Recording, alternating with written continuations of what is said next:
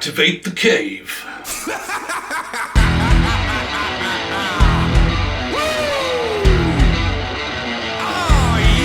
Welcome to the cave of the dog shark. Right, hello. Welcome back to my YouTube channel. I want to talk a little bit about something today that has over the years cropped up many times, and it's really something for people looking to get into playing guitar for the first time. Felt like there was maybe a few key points that are worth understanding if you're looking to get into playing guitar. So this video is what I'm going to call 5 things you should know when you're starting to play guitar. To help me illustrate my points as I go through them, I have this rather nice Mexican Fender Telecaster in front of me here that I will be using to illustrate various things at various times. First thing, number 1. Understand the challenge. If you want to start playing guitar, there's a lot of people out there don't quite understand the scale of the challenge. They think, oh, I'll get a guitar and I'll spend a lot of money on a nice one and I'll be playing Dire Straits stuff within weeks. You won't. Absolutely you won't. Playing guitar is difficult. It's very hard. There's a physical element to it and there's a mental element to it as well. The physical element being your fingers just aren't used to doing the things that you need to do to play a guitar, i.e. pushing down little thin bits of metal constantly. It really is hard work for your fingers and your fingertips, and it takes some time to get over, but you do get over it if you persevere.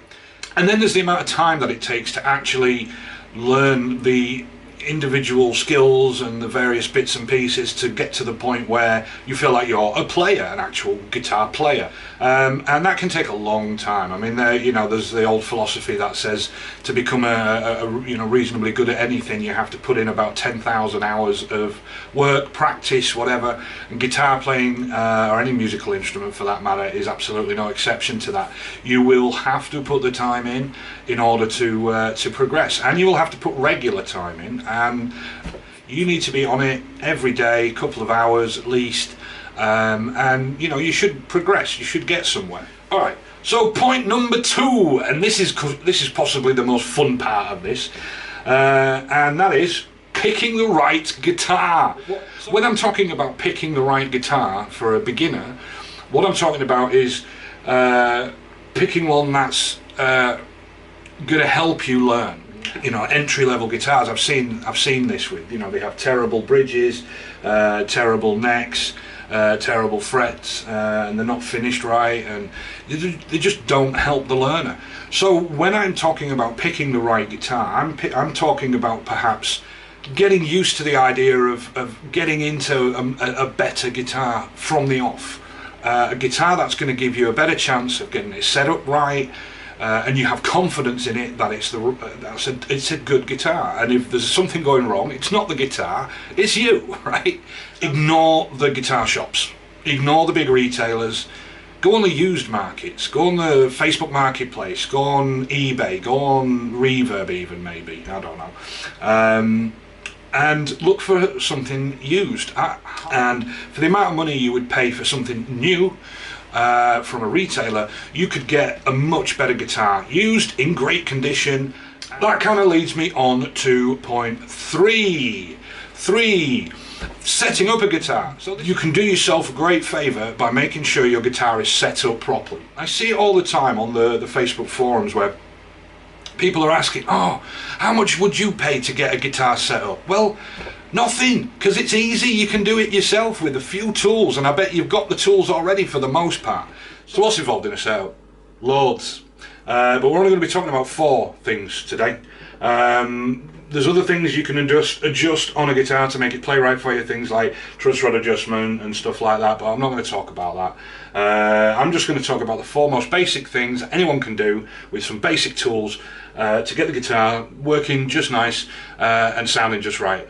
And so, again, you're giving yourself the best chance to have as easy a time as possible with this guitar for learning. Possibly the most challenging element of it, and the scariest for a new starter, is restringing your guitar. don't be scared. You can take those things off, put new ones on. You're not going to hurt the guitar. It's meant to do that. They are your best friends. You're going to be spending a lot of time fingering them, so don't worry about it. You can whip a string off, put a new one on, do the whole lot. Don't be scared, okay?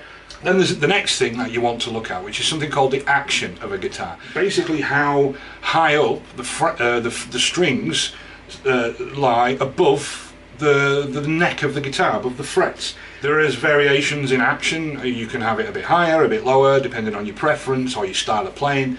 But understanding how to adjust that is important. I have to apologise in advance here, right? If you can hear a bit of noise going on in the background, my neighbour has decided to start practicing bass guitar. Alright, so the next thing you need to look at is intonation. So what is intonation? Making sure the guitar is in tune with itself. The strings specifically are in tune with the neck of the guitar, the body of the guitar. That means what we're specifically talking about here is adjusting the length of the string. And we do that because if you play a string open, if you play a note open, and then you go up the neck to the next octave, to the 12th fret, you want those two notes to be exactly the same, just an octave apart. Now if intonation's off, then what happens is the further you get up the neck, the more out of tune the string is with the guitar. And so you can get up to the 12th fret and find that it's not an exact octave. And as you keep going, it can get even worse. So what do? Well, we actually adjust the length of the string. We do that on most guitars by adjusting the position of the saddle, either pulling it back or bringing it forward. Yeah, there's one more thing that I think you should look at when you're playing, and this specifically involves electric guitars. And this is why I left it till last, because you might be an acoustic player, I don't know. You might be both, but when you're playing an electric guitar, you're gonna want an amplifier, and you're gonna want to plug that guitar in, and you're gonna want to have it make some noise. And if your pickups aren't in the right position, the right height, then it might not sound how you want it to sound, or it might sound too loud or too quiet or whatever. What you should probably always do is make sure the pickups are the right height, and that's dead easy to do. Information on how high they should be is freely available on the internet. You should probably get a look at the manufacturer's website. If it's a Fender, for example, they've got a great service area on their website. So yeah, doing a setup, strings, action, intonation, pickups. That's it. Those four things. Dead simple. And yeah, you don't need you literally need two tools to adjust those. Number 4, choosing a learning approach. So lots of different ways to learn to play guitar in this day and age, and I'm going to talk about another one in my next point. But there's lots of different ways to learn to play guitar, and in this day and age, given that we're in the year of the virus 2020, the best way of getting into learning to play guitar these days is to watch videos on YouTube. Simple. There's so many awesome guitar players out there who are offering lessons and on YouTube. A lot for free. There are some that you can buy as well, you can pay for. But yeah, some absolutely fantastic players out there, and it's like, you know, like having direct access to a proper professional guitar teacher.